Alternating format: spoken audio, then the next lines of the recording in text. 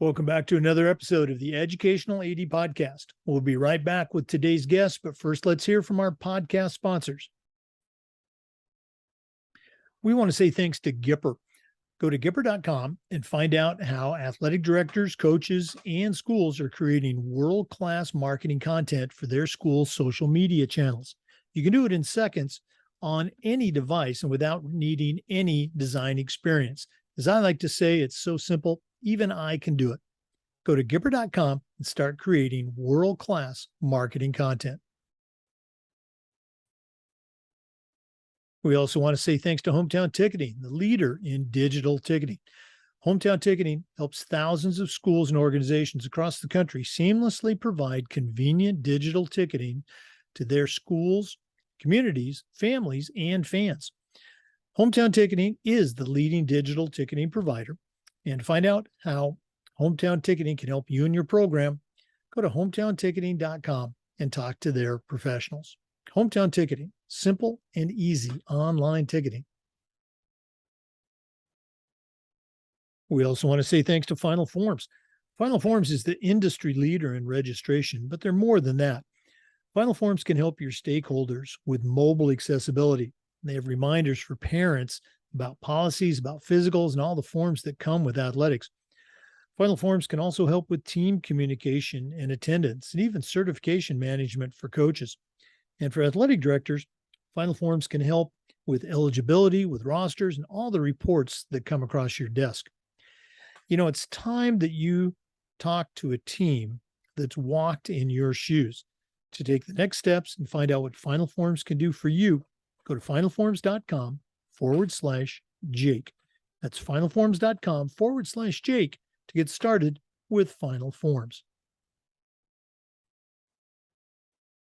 We also want to say thanks to Huddle. Remember, at Huddle, we power sports.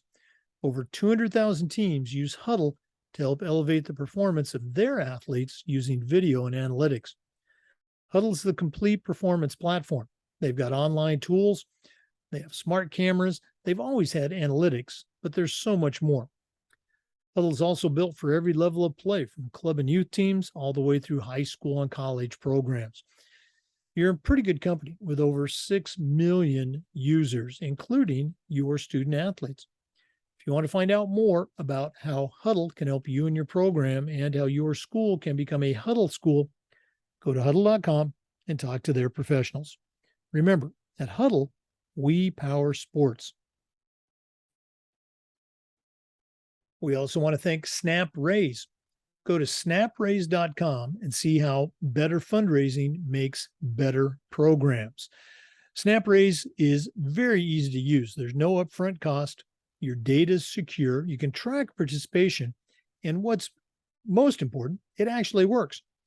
Choosing the best fundraiser for you and your group is important, and the SnapRaise digital difference can work for you. Go to snapraise.com and see the thousands and thousands of dollars that they have helped schools and teams raise. Our coaches used SnapRaise, and it was terrific. Change your fundraising game plan and start a fundraiser that works for you. Go to snapraise.com to find out more information. We also want to thank Athletic Surveys by Lifetrack.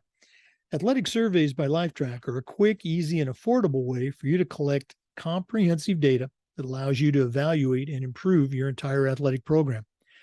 We use surveys for everything at my schools, and invariably they came back overwhelmingly positive, and they will for you too.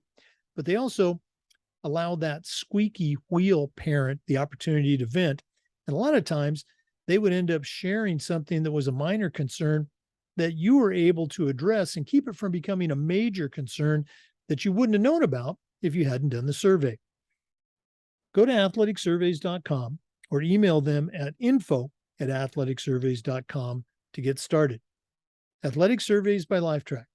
Let them help you take your athletic program from good to great.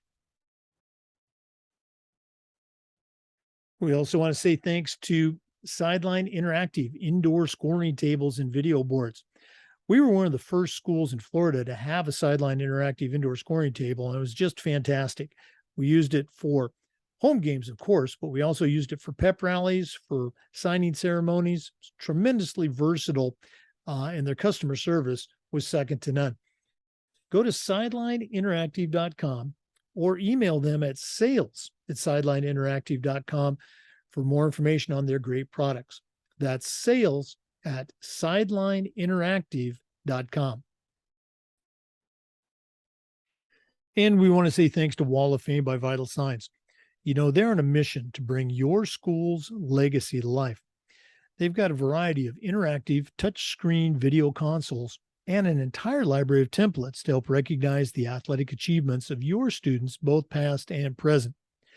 Let them help you showcase your school's diverse history and your proudest moments, and go to vitalsignswalloffame.com.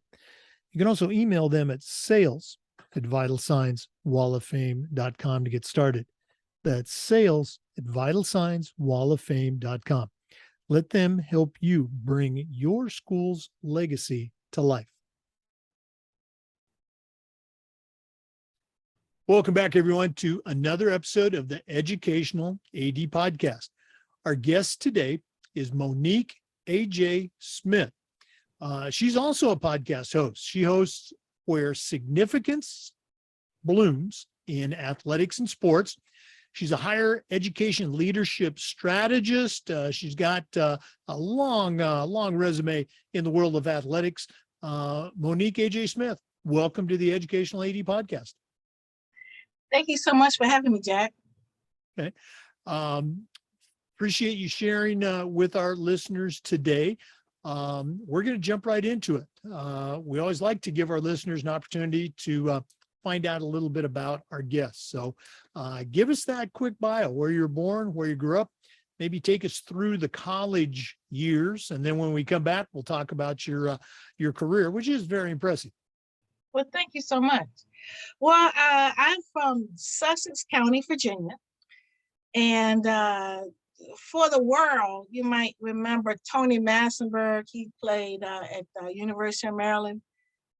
He was a freshman when Lynn Bias was a senior. We went to high school together. So I was his scorekeeper. So that's how I got into sports. I was a scorekeeper since the 8th grade. And journalism was what I was really good at. Leadership, SGA president, those kind of things. And so my English teacher said that I should major in PR. So I went to Hampton University to major in PR. Just so happens it was only one class that had PR, so I ended up learning all about media. Television, radio, newspaper, magazine, and I guess, writing. And so the first internship that I took out of college, I was a sophomore in college, there was a sign on the bulletin board that said the CIAA was looking for PR interns. And so since I had a background in keeping scores and doing statistics and writing stories about sports, I said, I'll do that. I was one girl and 3 guys that were chosen to be interns in 1988 for the CIAA. And that is how it really began my experience, because from there, BET was covering the CIAA tournament. And I asked did they have summer internships, and they said yes. So I interned with BET, but I was in promotions. And so again, promoting has always come to me very naturally. Slogans come to me very naturally.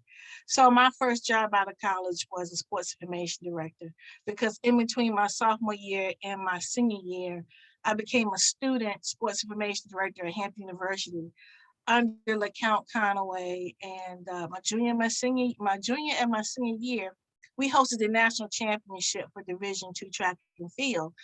And I was assigned the press box doing media credentials. And so I began in the workforce when I was a student running events in athletics. Having done this for a long time, I know you have too, those types of experiences, as an intern while you're in college, it's not you're not a head coach, or, you're not, let's say on the front lines, but those behind the scenes things can be invaluable experiences later on, when you are sitting at the desk. Am I right? Oh, yes. And it's funny you say that. There are coaches that remember me. George Williams, who was an Olympic coach, I think it was his first year as a college coach, Division II. And he always says, I remember you. Most folks thought I was already an employee. They didn't realize I was a student. And most of those coaches are still, either they just retired or we are the same age and say, yeah, we've known each other for over 30 years. That's so cool, again, to have those relationships develop and stay with you, throughout your career. Very cool stuff. For listeners, our guest today is Monique A J Smith. She's a podcast host herself, where significance blooms in athletics and sports. Long time experience with athletic administration and ed leadership. We're going to take a quick break, but we'll be back with a lot more. Please stay with us. This is the Educational AD Podcast. We want to say thank you to Hometown Ticketing for their support of the podcast. Hometown helps thousands of schools and organizations across the country seamlessly provide convenient digital ticketing options for their communities, their families, and their fans. Hometown Ticketing is the leading digital ticketing provider to schools and colleges. And to find out more about how Hometown Ticketing can help you and your program, go to hometownticketing.com and talk to their professionals. Hometown Ticketing, simple and easy online ticketing. Hey, welcome back, everyone. Again, our guest is Monique A J Smith, podcast host, educational leader, and athletic professional. Monique, you were just sharing about those really cool internship experiences in college.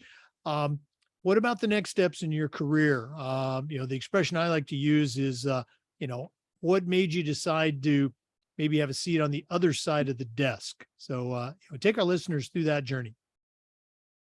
Well, it seems I've always been behind the desk. So I've never coached, I've never played, but I've always promoted the game. And so that comes to me very naturally, as I mentioned before. So my first job over 30 some years ago was a sports information director at St. Paul's College, which at the time was a member of the CIAA, a Division II school in Virginia. I went through 5 different athletic directors. And at 28, I became the athletic director at St. Paul's College.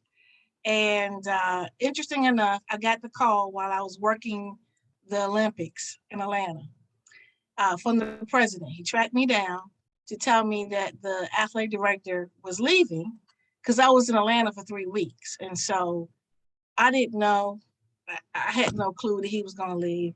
And he said, I would like for you to take over the program. Well, I said, I don't know. Let me think about it. Well, that night the bomb went off. And I said, life is short.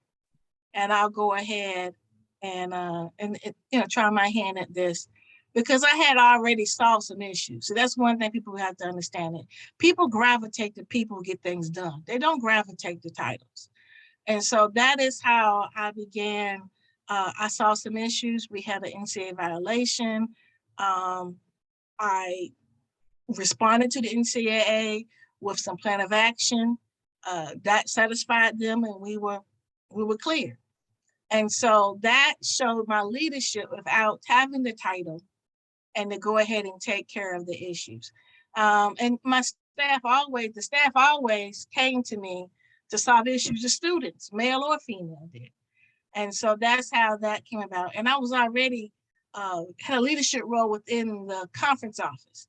I already ran the volleyball championship because I was the only person doing computerized volleyball stats. I ran the press room for the CIAA. So when they were looking at different cities, they would ask me to go and do a site visit in a selection of what the next city we go to. So I've always been a person that did what no one else wanted to do or thought about doing, and that has always led my leadership. But I did leave St. Paul's College. after serving in the role for 2 years. I went Division One. I worked in compliance at University of Maryland Shore, and only for 2 years. And then the commissioner said, "Come on back home."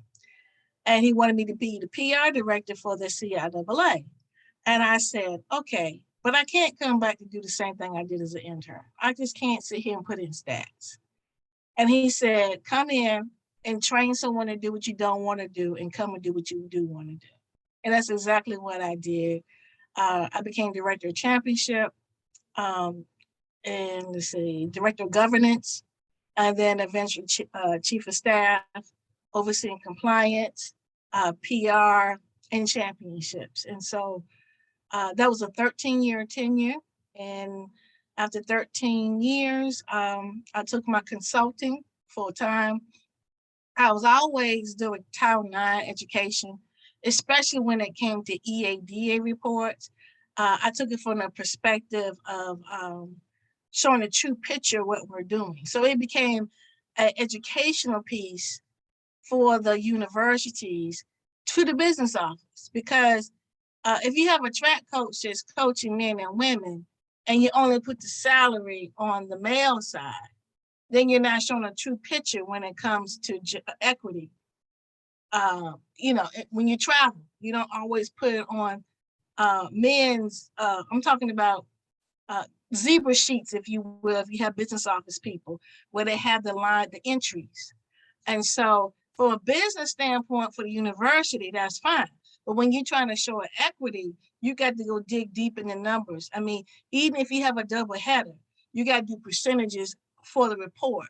And if you want the report to be true, you need to have it somewhere like that someplace else other than the report. So that's what I began to do.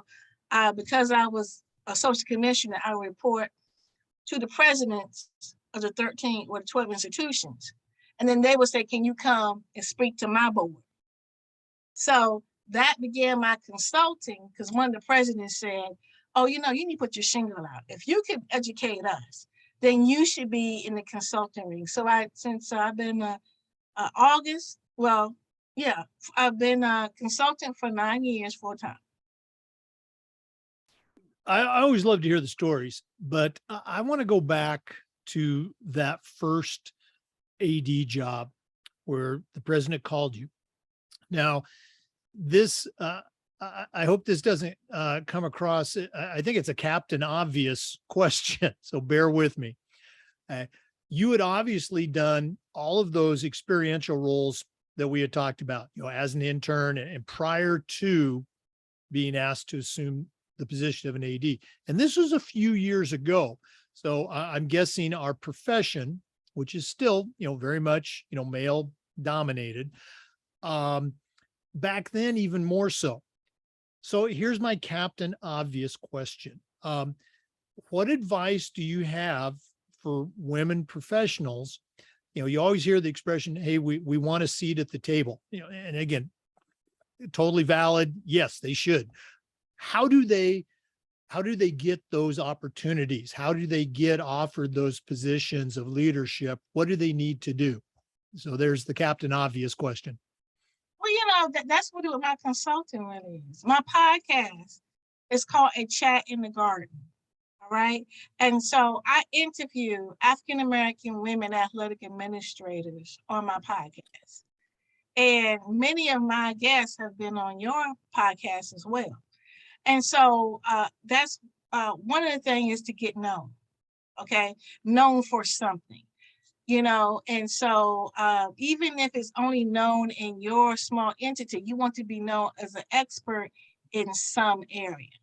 So even if you're coaching, what within your coaching are you known for? Are you known to get your students graduated? Are you known to get your students internships? Are you known? I mean, that there is something other than the obvious, the W's, if you want to go to the next level. And so I have been doing that.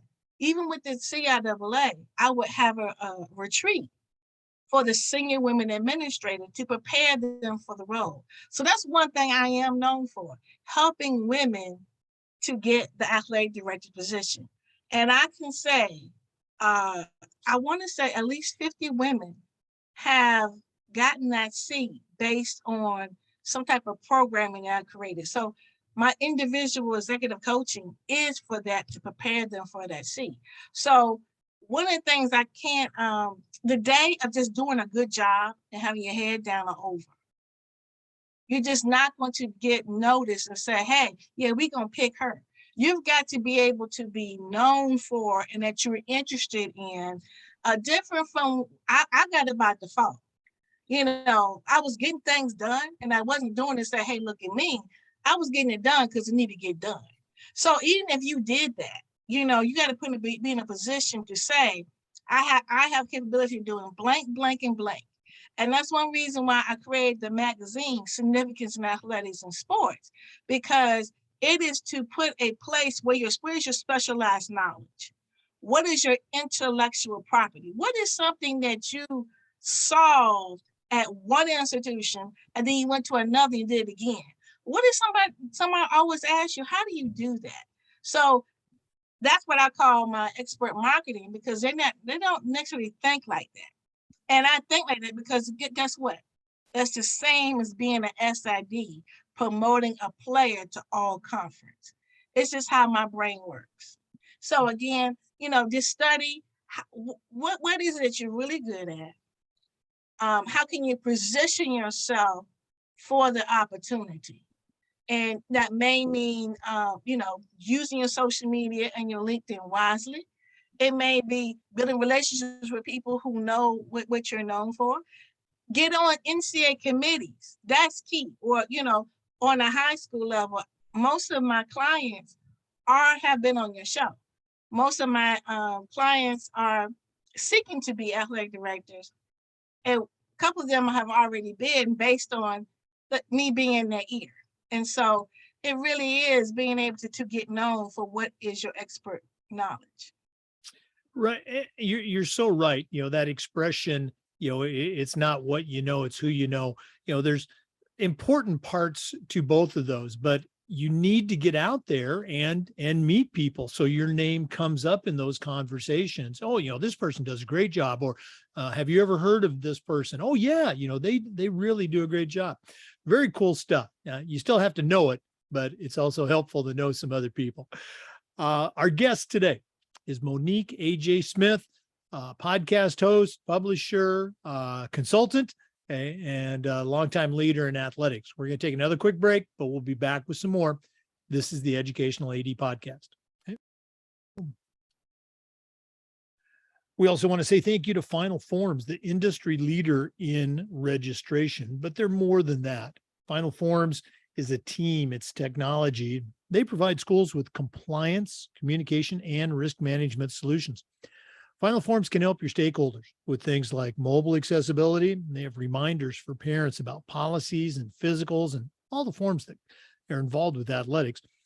Final Forms can also help with team communication and attendance and even certification management for your coaches. And for athletic directors, Final Forms can help with eligibility, with rosters, and all the forms that come across your desk. You know, it's time for you to talk to a team that's walked in your shoes. To take the next steps, find out what Final Forms can do for you, go to finalforms.com/Jake. That's finalforms.com/Jake and get started with the Final Forms team. Welcome back, everyone, to the Educational AD Podcast. Once again, our guest is Monique A J Smith, educational leader, podcast host, and publisher. Monique, I think it's always interesting to hear about the people that have helped us along the way. None of us get here on our own. So who are some of the people that have helped you? The expression I always use is, I still hear those voices in my head. So do you have any voices that you hear? Absolutely. You spoke about being a woman in athletic director position. And so I was blessed that my first employee was St. Paul's College, and they hired the very first female athletic director for the CIAA, and Jeanette A. Lee. So she was my first boss straight out of college, and I watched her maneuver in that position. She had already been in an institution for 30-some years as a coach. And this is 1990, matter of fact. So it was still a very new thing. But I watched how she interacted with those who came before. It was nothing for uh, John McClendon to come into the office. A big house games, the top basketball coaches in the nation to come and visit her. And she would come from behind the desk and sit beside. So just as a big house games would come, a local person, male, that had influence would do the same thing. So she was very opening to receive advice. Even if she knew what she was going to do and how she's going to do it, she was welcoming to the male figures in her life who had maybe sat in that seat and listened, but she still had her mindset of how she was going to do it. She was very cordial. And so that mannerism to me was very helpful for me to see how to get buy-in, because you do want who they influence to follow you. And I will say that because I was her mentee, many big house games, again, John McClendon, Leroy Walker, who was the president of USOC, these were all mentors of hers. And it translated to me, and I was able to get that kind of feeling. And so fast forward, Alfreda Gall, who was athletic director at Virginia State University when I was athletic director at St. Paul's College. And I watched how she got buy-in from all the male athletic directors. So she and I were athletic directors, 2 women within this conference. And then we had Leon Carey, who was the commissioner. And to watch how she got influenced with the commissioner. And this is why I say what I say about being an expert and bringing it back. The reason why she was so impactful, she knew that we had to know what else was happening beyond the conference. So she served on an NCAA committee, and she would bring the information back to the conference and said, this is what we need to do because this is what they're doing. In order for us to get recognition, get positions and postings in play, to get the NCAA money, these are the things we're going to need to do. And so the expertise, what I've just been saying, being known for something will gain you the respect of your colleagues and your supervisors. And so that's how she got that. And she put me on my very first NCAA committee, and I didn't even know it. I get this package in the mail and said, your first meeting. It was the first Division II committee that made other committees. It was called a nominating committee. It was the first time. It was 1993, I believe. No, 97, when we went federated, meaning we did our own rules for Division II separately from Division I. So we had to have a committee to decide which ones, which committees we want to be comprised of. And so she was key of doing that. And then I have to say, Leon Carey, he gave me, the commissioner for the CIW, gave me autonomy to create programs for women and allowed me to go and to serve on different committees and to speak, to get my name out there. And I appreciate him for that. Again, I just love to hear those connections that, how this relationship led to another position, et cetera. Very cool. Appreciate you sharing that with us. One more time for our listeners. Our guest today is Monique A J Smith. She's a longtime athletic director. Now she's a consultant, a podcast host, educational athletics leadership. We're going to take another break, but we'll be back. This is the Educational AD Podcast. We want to say thanks to Gipper for their support of the podcast. Go to Gipper.com and find out how athletic directors, coaches, and schools are creating world-class marketing content for their school's social media channels. You can do it in seconds on any device and without needing any design experience. It's so simple, even I can do it. Go to Gipper.com for more information and start creating world-class marketing content for your school. That's Gipper.com. Welcome back, everyone, to the Educational AD Podcast. Our guest is Monique A J Smith. Monique, we were talking during the break that, your involvement, as an NCAA athletic director, sports information director, conference, commissioner, you've also had the opportunity to serve on a number of national boards. Can you share a little bit about that experience and maybe some of the organizations that you've worked with? Well, I was mentioning that my very first one was the NCAA Division II Nominating Committee. Interesting enough, after that committee, I was asked to serve on an advisory board, no, a task force, Division II Football Task Force. So that was like a very, very odd one for me, but it was very beneficial because that's how championships began, because Division II didn't have automatic bids. So they had to come up with a way to be able to compare institutions. And one of them was to use the EADA, which I mentioned that I was really concerned about people doing it correctly. So that really went with my fight to say, look, people are making assumptions about you with these reports. Let us take the reports seriously and do them correctly. And so I was able to fight for the top 8 would get it's not called automatic bid. It was called like a consideration for your conference. And so that's a legacy in itself to be able to fight for certain things. And let's just be clear. I've served my time at HBCUs. And so to be able to fight for that has been a fight that I'm quite proud of, to be able to say that we are at the table and making impact. And so after that, I served on Championships Committee, which was Division II, which oversaw all championships, football, basketball, tennis, golf, all of that, which gave me a big overview of how things are ran. And then, help you from a conference standpoint to make sure, look, in order for your kids to be considered, you got to join your coaches association so that you can vote for them. You got to make sure your schedule has a certain number of conference or regional rankings to be able to get there. So it exposed me to be able to come back to my conference to be able to assist them. Then nominating, membership, which was really interesting because that was to review institutions coming into Division II. And so again, being a conference office, I said, look, they're holding schools at a certain standard when they're coming into this conference. Therefore, as a conference, we have got to have these standards as well, because guess what? If they're bringing schools in here doing that and you're not doing it, you have a potential to be uninvited to the Division II membership.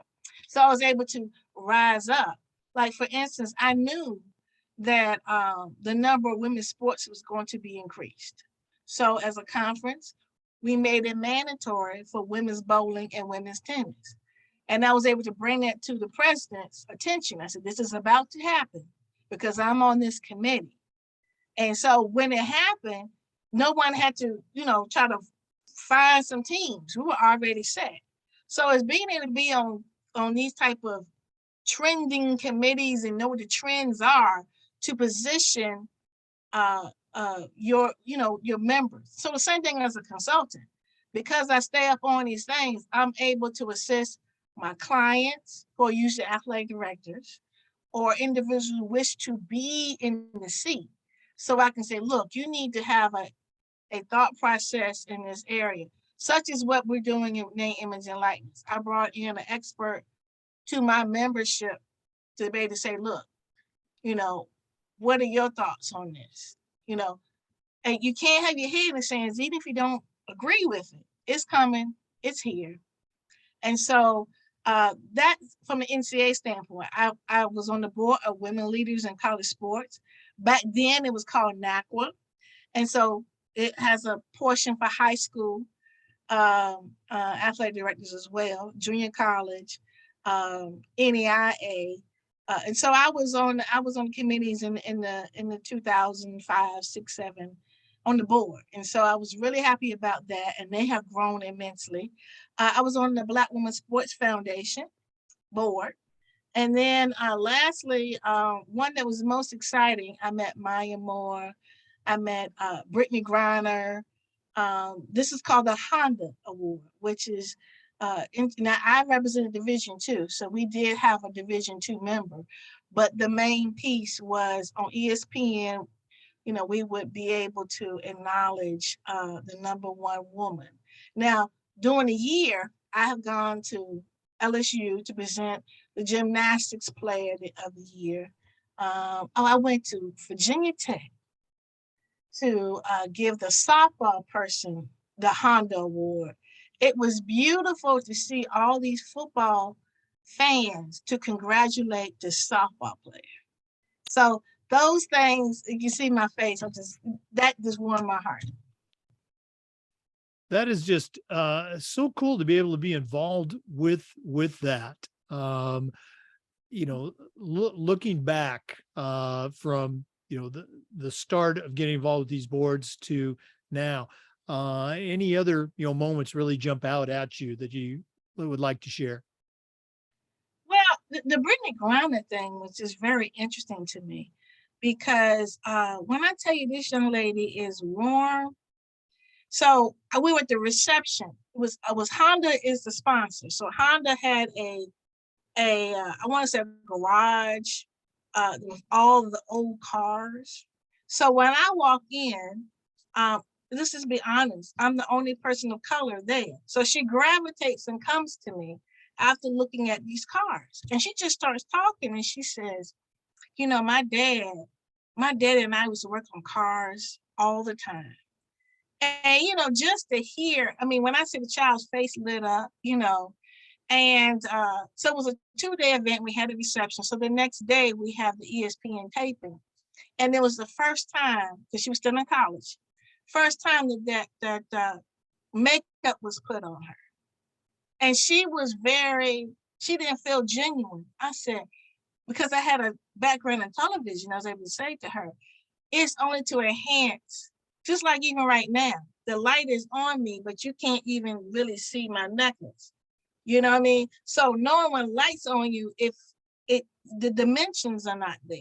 So you put makeup on so you can see the different dimensions of you. So when I was able to say that, I was trying to explain. I said, all TV personality, male and female, put on makeup so that they can be seen. And so I was able to calm my nerves about it.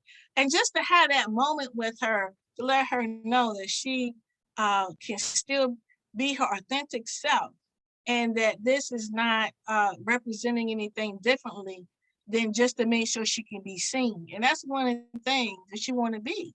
You want to be seen for who you are. And so I can't say the young lady ever will remember, but I know at that moment that I was able to plant a seed with her.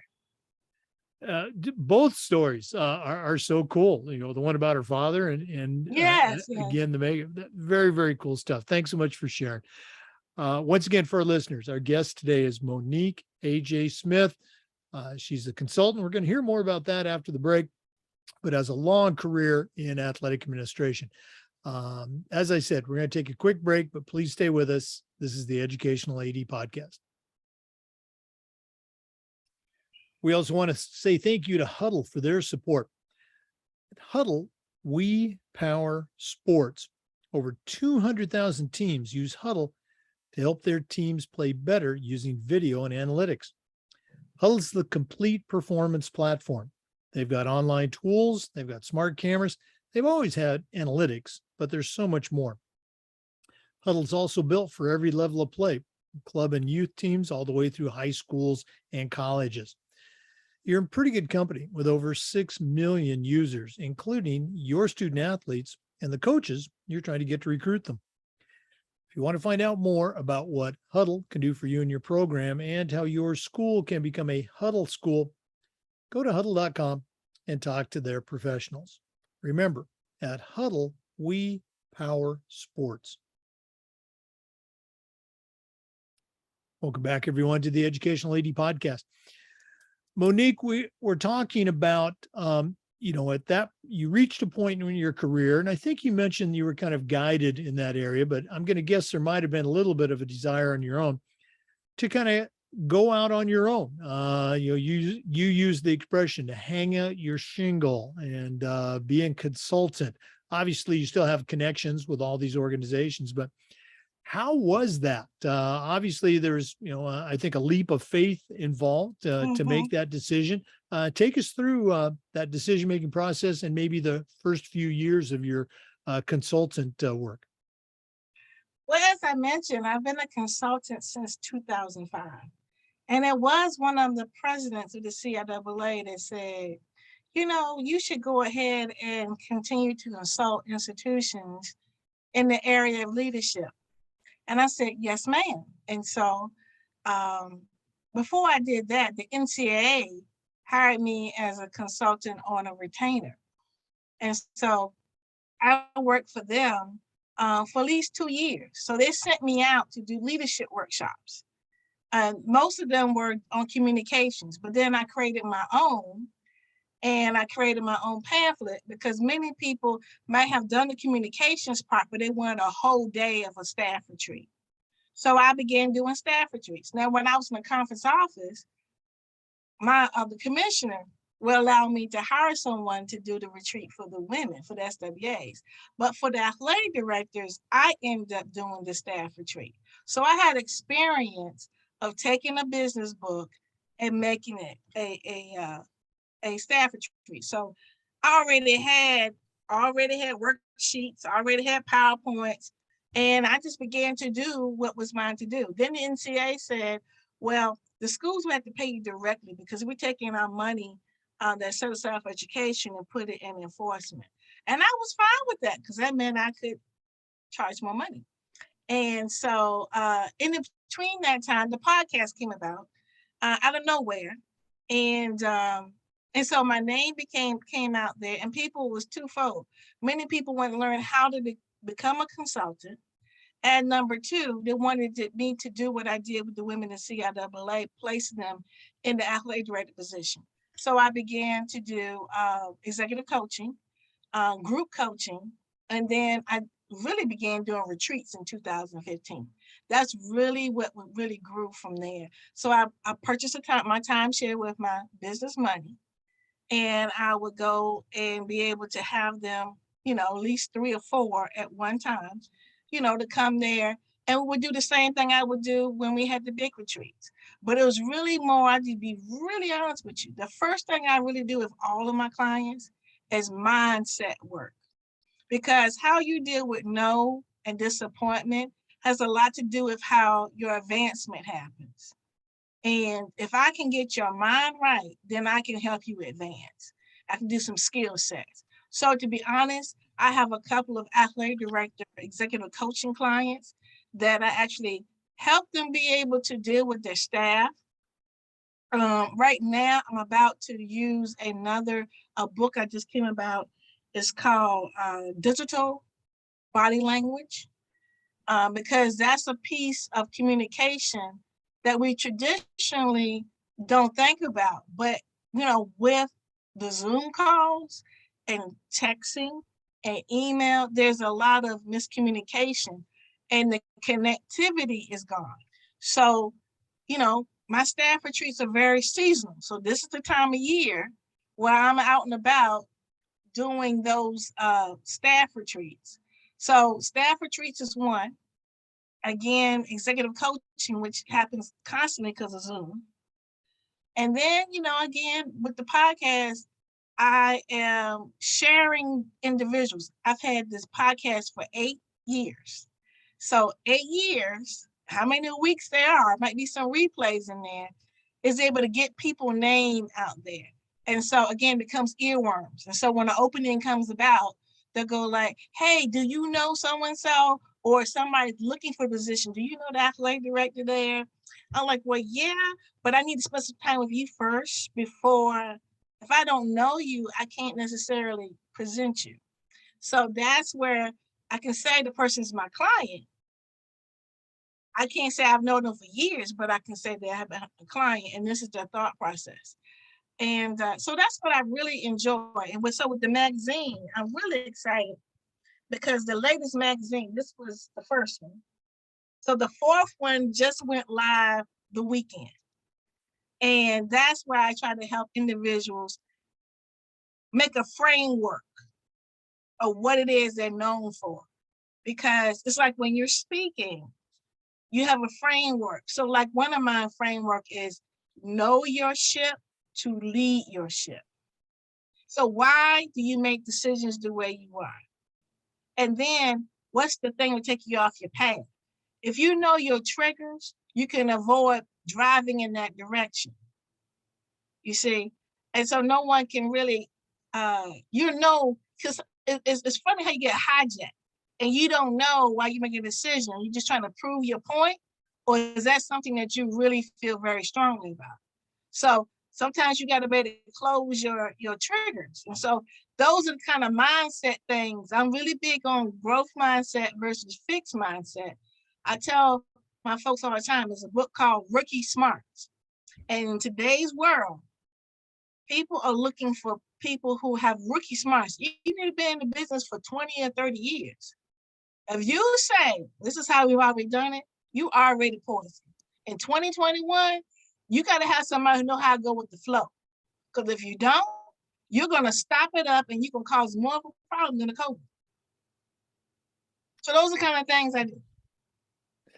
Wow. I didn't realize your podcast had been going that long. And you're so right about that phrase, we've always done it this way, or we don't do it that way. There's nothing more defeating than to share an idea and get that in response. And I've only really had one person I've ever worked with in my career that was that person.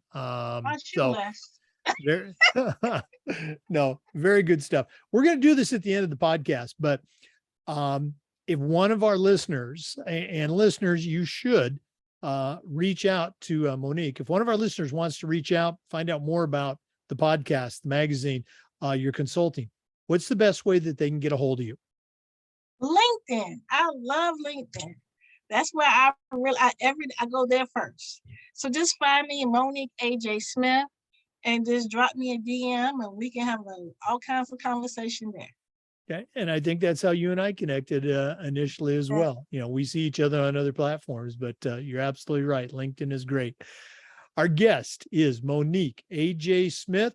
As you heard, she's on LinkedIn. She's a consultant. She's a leader in athletics, a longtime athletic director.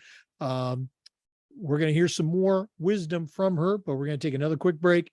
This is the Educational AD Podcast. We also want to say thank you to SnapRaise. Go to snapraise.com and find out how their fundraising platform can raise your program thousands of dollars. Better fundraising makes better programs, and SnapRaise has no upfront costs. The data is secure. It's so easy to manage. And what's more important, it works. Okay. Choosing the best fundraiser for you and your group is critical, and the SnapRaise fundraising difference can win for you. Go to snapraise.com and see the thousands of dollars that they have raised for teams and schools just like yours. Our coaches use snapraise.com, and it was fantastic. Change your fundraising game plan and start a fundraiser that works for you. Go to snapraise.com for more information. Welcome back, everyone, to the Educational AD Podcast. Our guest is Monique A J Smith. She's a consultant. She's a podcast host, a longtime athletic director. Monique, one of the questions we've been asking our ADs almost since the very beginning, we've done over 300 of these interviews, has to do with the idea of social awareness. So my question is, how can athletic directors or leaders do a better job of being socially aware for their community? Do you have any advice for us? Well, I really welcome this conversation, Jake, because one of my key signature workshops I've been doing for staff retreats since last year It's called Our Playing Field is Expanding. So as an athletic director, it's really important to provide resources to your coaches and to be able to say, yes, we need to be really aware. And one of those pieces underneath, I created a piece in there called, do you remember the Newlywed Game? Yeah. Mhm. Okay, so I call it Newly Committed Game. So when you did the Newlywed Game, it was you find out, let's just say, is it rice or mashed potatoes, right? And so, what is your preference? What is your mate's preference? And then you ask one mate, and then you come together, and then they lift up the panel to see if they match. Well, I do the same thing with coaches, because in order to be socially aware as a coach now, and even as an athletic director, you got to know what is important to your staff and what is important to the student athletes. Because if a person knows that you care about them more than the W's you're going to give to them, the more that they will be able to, I can't say loyal, it's not necessarily the key, but be able to withstand any type of weather of any kind of discourse. Okay. So one of those things that I did with the coaches was to, and administrators, are you aware if your student has participated in any social justice activity over the summer? If you don't know that, that's the problem. Did you open it up for them to tell you that they did? Because I'm telling you, most of the student athletes would say, I can't talk to my coach. So you got to put a position, something in there for allow that to happen. Another question will also go down the line of mental health. Now, in my first magazine, I had two different individuals to speak. One was the president of social workers in sports, which is different from a sports psychologist. Because a sociologist is going to know about the agencies, about how the environment affects the athlete, which, again, social justice. What if the whole family had COVID and your athlete had to take care of the younger children? Which I do know of a case that happened. You follow me? And so how can they necessarily be concerned about all that you're concerned about preseason, and they're trying to figure out how to come to school and how to provide for? So again, knowing where you are going to get your recruits from their environment, which is different from just the head work, it's about the environment, which is a resource, which is important. And thirdly, name, image, and likeness. When we first talked about it was like, no, we're not touching it. We don't want to lose eligibility. You got to go on offense. You got to train your coaches and your student athletes about the branding of and how to know what's a good deal and what's a bad deal on their own, and how to select the people on their team. It's nothing but a plus because it's all education. If we are in education, this is part of education. And then, from a defense, know what taxes mean. I mean, just think about the fact that these student athletes will learn something that many of us grown folks don't even know. You probably don't even know what's the percentage of your gross that goes with taxes. Somebody has to tell you that. And it's obviously somebody you trust. So we got to help them pick the people on their team. So when I say my signature workshop is our playing field is expanding. I don't say changing, because when I say changing, everybody gets on defense. But if I say exploring, you get excited. Like, okay, what's out there? And that's how we have to look at the social change. Well, I really like that term that you used in there. You're talking about the NIL, but helping the students choose their team. That's so important at any level. the team they're going to be on in high school, their social circle, et cetera, because that team is going to influence them in ways, beyond the coach, beyond the parent. Very, very cool stuff. Monique, this has just been such a pleasure to spend some time with you this afternoon, but we're not done yet. We always wrap up with what we call the athletic director's toolbox.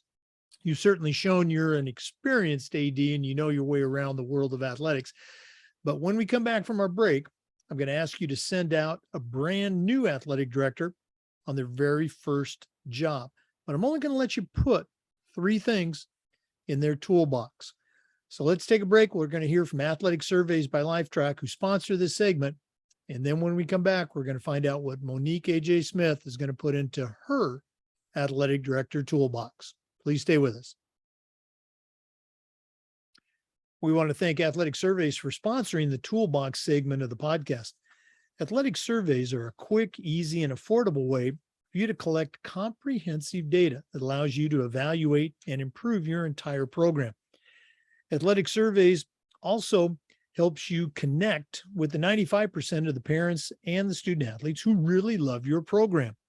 And it helps give them an opportunity to say and provide the value that a positive athletic experience has for them.